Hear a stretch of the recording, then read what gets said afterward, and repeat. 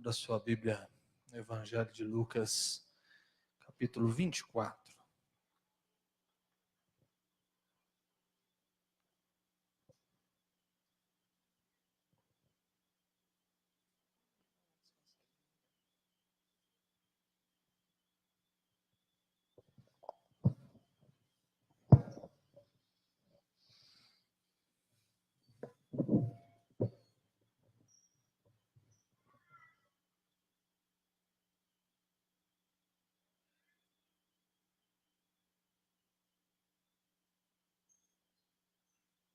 Lucas, capítulo 24, a partir do verso 13. Como eu disse, é uma semana para a gente pensar na morte e ressurreição de Jesus. Eu quero que a gente faça isso nessa noite. Naquele mesmo dia, dois deles estavam de caminho para uma aldeia chamada Emaús, distante de Jerusalém, 60 estádios, de 10 a 12 quilômetros, numa linguagem mais simples. Iam conversando a respeito de todas as coisas sucedidas. Aconteceu que, enquanto conversavam e discutiam, o próprio Jesus se aproximou e ia com eles. Os seus olhos, porém, estavam como que impedidos de o reconhecer. Então, lhes perguntou Jesus: que é isto que vos preocupa e de que ides tratando à medida que caminhais? E eles pararam entristecidos. Um, porém, chamado Cleopas, respondeu dizendo: és o único, porventura, que, tendo estado em Jerusalém, ignoras as ocorrências destes últimos dias? Ele lhes perguntou: quais? E explicaram o que aconteceu a Jesus, o Nazareno, que era varão, profeta, poderoso em obras e palavras, diante de Deus e de todo o povo. E como os principais sacerdotes e as nossas autoridades o entregaram para ser condenado à morte e o crucificaram. Ora, nós esperávamos que fosse ele quem havia de redimir a Israel. Mas depois de tudo isso, já este é o terceiro dia desde que tais coisas sucederam. É verdade também que algumas mulheres de que conosco estavam nos surpreenderam, tendo ido de madrugada ao túmulo e não achando o corpo de Jesus, voltaram dizendo terem tido uma visão de anjos, os quais afirmavam que ele vive.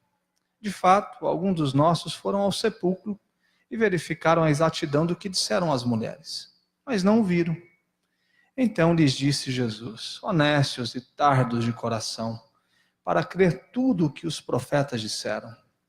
Porventura não convia que o Cristo padecesse e entrasse na sua glória? E começando por Moisés, escorrendo por todos os profetas, expunha-lhes o que a seu respeito constava em todas as Escrituras. Quando se aproximavam da aldeia para onde iam, fez ele menção de passar adiante. Mas eles o constrangeram, dizendo: fica conosco, porque é tarde e o dia já declina. E entrou para ficar com eles. E aconteceu que, quando estavam à mesa, tomando ele o pão, abençoou, e tendo partido, lhes deu. Então se lhes abriram os olhos e o reconheceram, mas ele desapareceu da presença deles. E disseram um ao outro: porventura não nos ardia o coração quando ele pelo caminho nos falava, quando nos expunha as Escrituras? Na mesma hora, levantando-se, voltaram para Jerusalém, onde acharam reunidos 11, e entrou com eles, os quais diziam: o Senhor ressuscitou, e já apareceu a Simão. Então os dois contaram o que lhes acontecera no caminho, e como fora por eles reconhecido no partir do pão. Amém?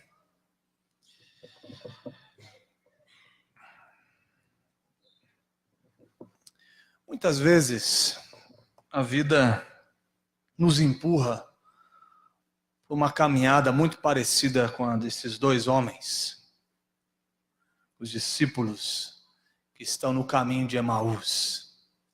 Quando eu falo isso, eu estou falando de um caminho de desesperança, de um caminhar carregado de exaustão, de uma caminhada onde os problemas da vida, os acontecimentos da vida se tornam pesados demais no nosso ombro. Uma caminhada onde o passo fica pesado, o olhar fica para baixo, e a gente fica falando das nossas dores e das situações difíceis da vida que acabaram com os nossos sonhos e com a nossa esperança. É isso que está acontecendo nessa passagem. São homens que estão conversando sobre a desesperança, o medo, uma expectativa que não se cumpriu. Quantas vezes neste ano, quando a gente liga o jornal está nos convidando para o caminho de Emaús. A política do nosso país nos convida à desesperança, a um olhar para baixo, a um sentimento que parece que nada vai ser diferente. Quando a gente olha para as tragédias naturais que estão acontecendo, e cada semana, quando a gente pensa que foi a última, logo vem uma próxima. E a gente tende a olhar para a vida sem muita esperança. É isso que eles estão vivendo. Eles estão falando da última notícia no jornal do seu dia. Eles estão falando dos acontecimentos dos dias anteriores. Estão conversando como um sonho que não foi realizado, uma expectativa que não foi cumprida. Eles tinham a esperança que aquele que veio poderoso em obras, nos seus feitos, em algum momento chegasse ao poder político, transformasse a religião da sua época, acabasse com aquele mecanismo comercial que havia se estipulado na vida religiosa do seu tempo. Eles tinham grande expectativa quando ele entrou e todos gritavam que ele era o rei e seria o momento, quem sabe, da sua ascensão ao trono, uma espécie de um Davi para o seu tempo. Nada disso se cumpriu. E ele morre e o sonho se acaba. Qual era o sentimento e o vazio que esses homens carregavam no peito? Imagine só o emocional dessa conversa. O rei, o homem que havia sido colocado, grande expectativa, estava morto. E parece que de fato a opressão religiosa, política, econômica havia vencido. Aquele que estava se declarando como um novo rei, por um novo momento, um novo instante, uma nova forma da relação com Deus se estabelecer a partir dele. É uma caminhada do sonho frustrado, da expectativa não cumprida e de uma realidade extremamente dura diante dos seus olhos. É uma caminhada de uma fé abalada, de uma fé que está sendo provada e não consegue encontrar respostas olhando para os acontecimentos à sua volta. Parece uma mentira, mas o sonho se acabou. E em meio a essa conversa frustrada, esse caminho pesado, aos passos cada vez mais lentos, ele aparece. E é impressionante que eles não conseguem perceber que ele é ele. Eles se ofendem com a pergunta daqueles que eles estão conversando sobre ele. Ele fala, e aí, o que está acontecendo? Ele fala, você é o único que não consegue entender tudo o que está acontecendo ao nosso redor. Você estava em Marte, você estava em Júpiter, você estava em outro planeta que você não está sabendo do que está acontecendo nos últimos 3 dias. Por onde você andou? Está todo mundo falando. Em cada esquina, em cada conversa, é o assunto da padaria, é o assunto da esquina. A gente está falando o que todo mundo está falando em todo lugar e você não está sabendo. Ele pergunta, mas o que é? Ele começa a dizer, Jesus o Nazareno, um varão poderoso em obras, um homem que a gente percebeu que diante de Deus e diante do povo, era realmente alguém diferente. Os principais sacerdotes não se comparavam a ele, as autoridades do nosso tempo também, muito abaixo. E esses homens, a religião, o poder religioso e o poder político, acabaram com ele, o crucificaram. E alguns estão dizendo que o túmulo está vazio, outros estão dizendo que o corpo foi roubado. Mas a gente não sabe muito bem o que está acontecendo. O importante é que a nossa vida daqui para frente a gente não sabe o que vai ser. O futuro. O dia de amanhã. Agora, o que isso tem a ver com a gente? Na nossa jornada, na nossa caminhada.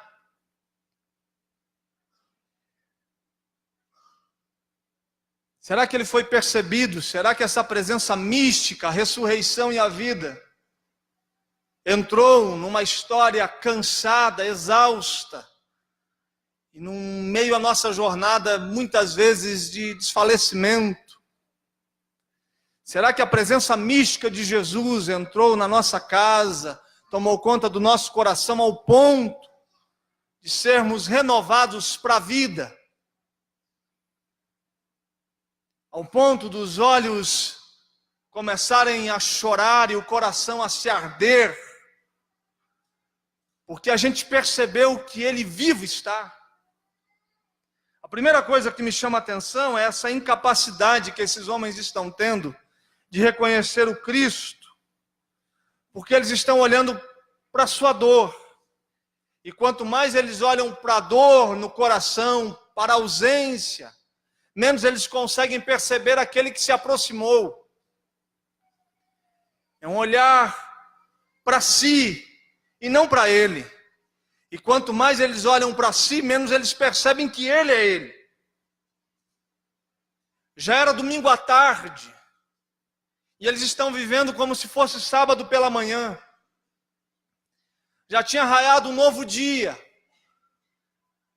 Já tinha uma notícia nova. Já tinha uma boa nova para ser contada. Os céus já estavam celebrando um novo acontecimento. Mas eles ainda estavam vivendo a dor da sexta-feira à noite, do sábado pela manhã e da madrugada de domingo. Eles estão chutando pedras pelo caminho como se aquele acontecimento de sexta-feira fosse um acontecimento para toda a vida.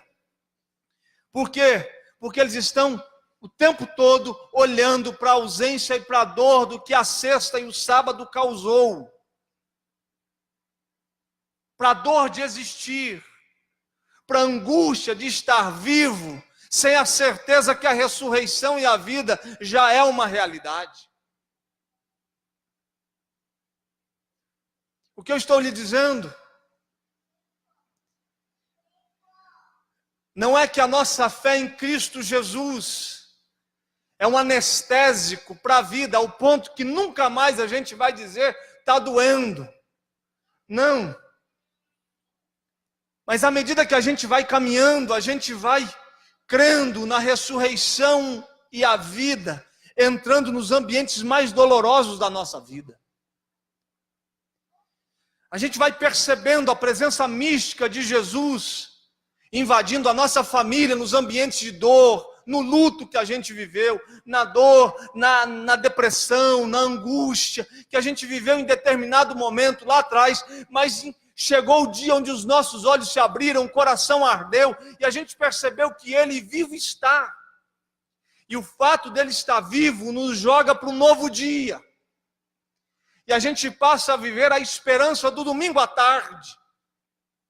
A gente sai do ambiente da dor, da aflição, da caminhada dolorosa, da jornada pesada, da vida exaustiva, e a gente vai experimentando do que é viver nele, interpretando a vida a partir do novo acontecimento que é a ressurreição e a vida. Que eu estou lhe dizendo que você deve arrancar os olhos da sua dor, não no sentido que ela vai deixar de existir, mas perceber que tem um novo dia, uma nova forma de viver a vida. E esse novo jeito de viver e interpretar a vida tem a ver com o que Ele vive está caminhando com a gente. E a gente vai colocando as nossas dores, os nossos sofrimentos, as nossas angústias aos pés daquele que se aproximou e anda ao nosso redor. As suas dores, nesta semana, elas devem se encontrar com um Cristo vivo. E os filhos de Deus já não andam mais pelos acontecimentos de uma sexta-feira. Eles andam pela convicção de um domingo à tarde, de um encontro real com Ele. A outra coisa é quando o ritmo da salvação e da graça de Deus sobre a nossa vida não é percebido. Porque a gente está atrasado nos passos e na caminhada. A gente não consegue entender o novo dia porque o ritmo de Deus foi passando e a gente ficou preso na nossa dor, no nosso sofrimento. A gente não compreende que andar com Deus é um convite para andar para frente, é olhar para o dia que amanhece, onde a noite de choro se encerra. E Deus vai passando pela gente e a gente fica preso olhando para a gente, olhando para o mundo, e não compreendendo a interpretação do mundo a partir da ressurreição e da vida. Como a gente interpreta o luto, a dor da despedida, da partida de alguém a partir da ressurreição e a vida.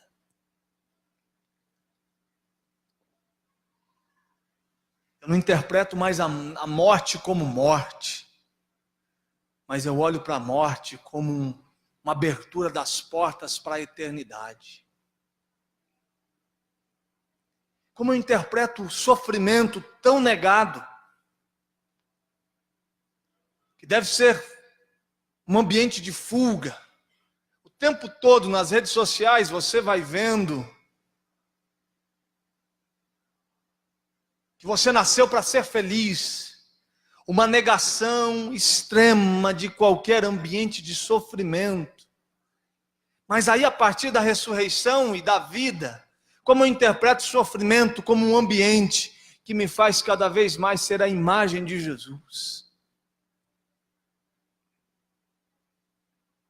Como eu interpreto as relações a partir da ressurreição e a vida, como um ambiente de perdão e reconciliação e de entrega amorosa sacrificial, e não como um ambiente de rompimento, de conflitos, de embates dolorosos, de rompimentos para sempre. Não, é um ambiente da reaproximação, porque eu interpreto a minha relação com o outro a partir da ressurreição e a vida. Como eu interpreto a vida a partir da ressurreição na minha relação com o dinheiro, como somente um instrumento, algo que Deus me dá para abençoar os outros, e não como um Senhor que domina o coração e que me faz viver todos os dias por Ele e para Ele, mas Ele é alguém que eu domino e que serve somente para cumprir um propósito mínimo de sustento e sobrevivência, mas Ele não é Senhor que governa as minhas decisões, o meu emocional e a minha ansiedade, porque eu interpreto a vida a partir da ressurreição e a vida, e a minha relação com todas as áreas da minha vida é enxergada a partir desse olhar. É o drama da ressurreição e da salvação de Deus em meio ao drama da sua vida, da sua história.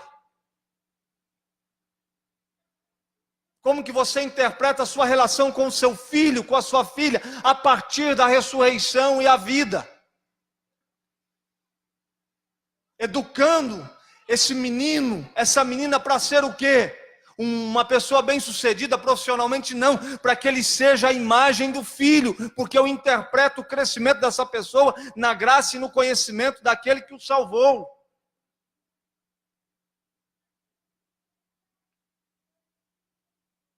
Como eu interpreto a minha relação conjugal a partir da ressurreição e a vida, a partir de um amor sacrificial, assim como Cristo se entregou pela igreja, assim eu devo amar a minha esposa e me entregar por ela. E a minha esposa, como ela interpreta a vida a partir da ressurreição, a vida como um ambiente de submissão, porque a gente enxerga a vida a partir da última notícia de domingo à tarde e não das notícias de sexta-feira à noite.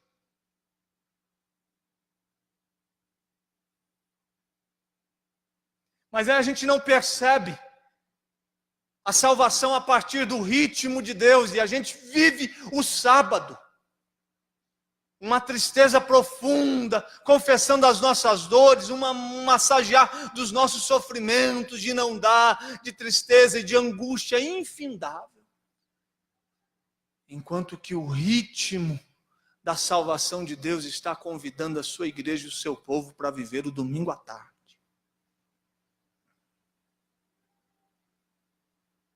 Tem uma versão da Bíblia aqui, quando fala daquele convite de Jesus para colocar sobre ele o fardo e o jugo, ele diz da seguinte forma: é um convite de Deus para que a gente dance nos ritmos da graça.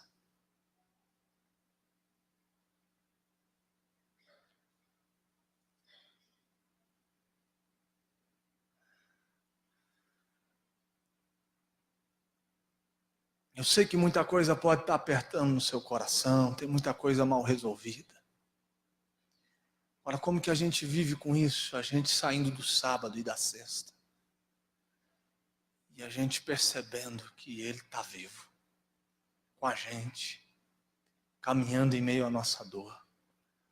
Dizendo: se o problema é porque eu estava morto, o problema está resolvido porque vivo estou. Se a sua vida estava pesada demais porque eu estava morto no sábado, hoje é domingo, eu já estou vivo. Pode descansar no ritmo da graça salvadora de Deus por sua vida. Saia do seu sábado eterno e da sua sexta-feira carregada de trevas. Saia dos passos cansados de um domingo sem Ele estar vivo para perceber que Ele se aproximou. E aí no verso 29, quando ele termina a conversa, é uma caminhadinha para quem está com bom preparo físico, né? 10 quilômetros não é qualquer pessoa que consegue caminhar, não. A gente não tem esse preparo todo, a gente sobe só um pouquinho essa rampinha da igreja, a gente já está suando, né? Torcendo para chegar aqui no ar-condicionado. Mas 10 quilômetros de caminhada dá para bater um bom papo, não dá? Dá para conversar sobre muita coisa. Lucas nos dá um bom resumo, ele não conta tudo que foi conversado, mas quando chegou o momento da separação, onde ele ameaça ir para um lado, ele fala: não, depois de tudo isso. Aí, no 29, eles o constrangeram dizendo: fica conosco porque é tarde. É daqui que saiu aquela musiquinha que a gente cantou há muito tempo, né? Quem foi pequenininho na igreja. Fica, Senhor, já se faz tarde. Tem meu coração para pôr. Essa daí é antiga, essa daí denuncia a idade, não cronológica, mas de igreja denuncia. Aqueles que chegaram de 15 anos para cá nunca ouviram, né? Se eu não fosse tão desafinado, eu ameaçava cantar. Mas se eu cantar, eu paro de pregar, porque a igreja vai esvaziar, provavelmente, até o final da canção. Fica conosco, porque é tarde e o dia já declina. E aí ele entra na casa. A ressurreição e a vida se colocam no nosso caminho. Essa certeza que ele entrou na nossa casa, que ele ficou com a gente, que ele nos passou, é para acabar com as dores do nosso passado. A vida já não tem mais o poder de ser um museu de dores, um acumular de sofrimento. Esse negócio, quando a gente pensa em 2018, a gente fala dói, 2017, 15. Não. A ressurreição e a vida vêm para acabar com as dores do passado e o sofrimento. Ele entrou. E aí o meu passado ficou no passado. E nova se tornou todas as coisas. Porque eu tive o poder de renovar minha vida através de um curso, de mecanismos psicológicos, de um bom treinamento de um coach, que me deu técnicas humanas para uma afirmação pessoal de quem eu sou. Não. O passado fica no passado porque a ressurreição e a vida entrou. As culpas ficaram para lá, os medos, as angústias, os erros, a vergonha do que a gente era ficou. A ressurreição e a vida é este convite para deixar as dores para trás e viver sob a perspectiva do novo, nos dando uma certeza do que virá pelo esforço humano, do que virá pela nossa capacidade de fazer as coisas acontecerem. Não, virá porque Ele ressurgiu. E porque Ele ressuscitou, eu tenho certeza do que vem pela frente. O futuro já não nos causa mais medo, por isso que Ele fez a afirmação.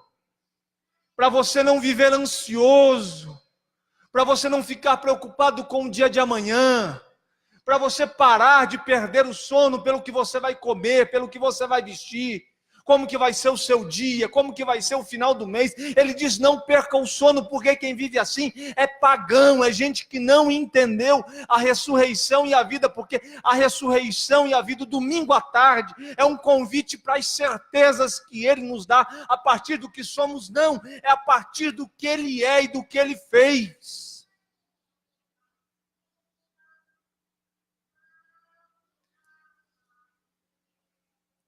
A ressurreição e a vida nos coloca no caminho para que sejamos proclamadores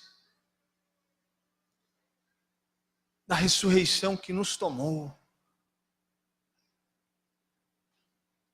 Uma das belezas da ceia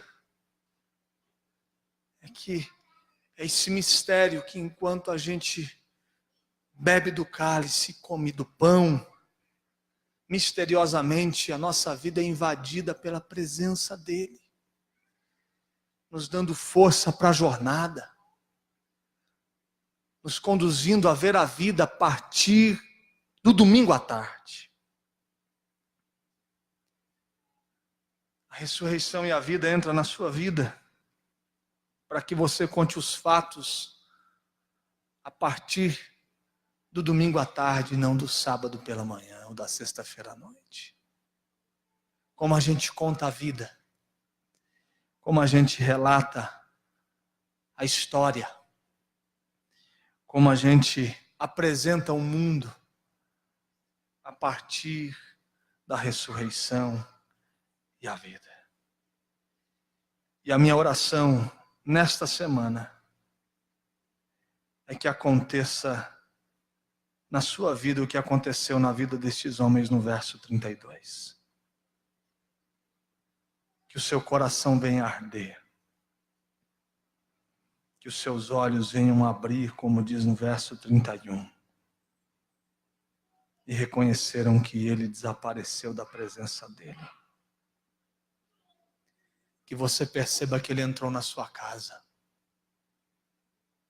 Invadiu a sua cozinha. Quebrou o seu pão. Tomou o café da manhã sentado com você. Que você o perceba invadindo os seus ambientes. Que você perceba ele no momento que você acorda, que ele invadiu a sua vida. Não há mais ambiente secreto. Ele está no meu quarto. está na minha casa. Ele está no meu carro. Ele invadiu. Sentou na minha mesa. Me chamou para a comunhão. Me olhou nos olhos. E o meu coração ardeu. E os meus olhos se abriram. E hoje eu sei quem Ele é. É loucura para os homens, mas para um coração que crê o poder de Deus, Ele vivo está. Vivo quando eu estiver num leito de enfermidade. Ele invadiu o hospital. Me lembro a última vez que eu olhei minha mãe. A última vez. Estava só eu e ela no quarto do hospital. Ela respirava com dificuldade. Abria os olhos e fechava a cada 10, 15 minutos. Como se a vida tivesse se despedindo daquele corpo para a eternidade. Aí eu falei, por que o senhor faz isso? Eu não estou no seu lugar, mas se eu tivesse, eu fazia um negócio extraordinário aqui, hein? Eu vou te dar um conselho agora. Se eu puder me ouvir, aceitar, ver que eu estou com muita sabedoria, eu vou ficar muito feliz. Eu podia chegar aqui agora e dar uma mexida aí no estômago dela.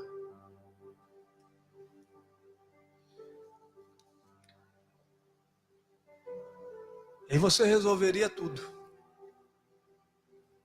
A gente ia ficar muito feliz. Ela ia levantar de uma hora para outra. Imagine só a cena. Pedindo para comer um ovo, tomar uma coca. Os enfermeiros iam ficar admirados. Quem que fez isso? Eu ia dizer que é o Senhor. Os médicos iam chegar aqui, aqueles que disseram que não tinham o que fazer, teve que fechar porque estava tomado, eles iam ficar. Hoje é domingo, à noite a gente vai para o culto e vai ser um avivamento naquele lugar. Ela chegar, pegar o microfone, contar. Todo mundo sorrindo, a gente vai parar de chorar em casa, a gente está chorando já faz 3 meses. Por que o senhor não faz isso? Aí no meu coração, aquele que invadiu a minha casa, pegou o meu pão, partiu. Falei, você está querendo resolver a coisa só por uns 15 anos, né? Eu já resolvi para sempre. Ela já é minha, aí ou aqui. Eu não sei quanto tempo você vai tê-la, né? Assim, no sentido de dizer, mas ela já é minha. Ela já foi transportada da morte para a vida. Você está contando a vida a partir de sexta-feira à noite, do sábado pela manhã. Eu quero que você interprete a vida a partir do domingo à tarde. Ela está viva. Ela está viva. E os meus 2 irmãos que estavam nos últimos instantes da vida dela,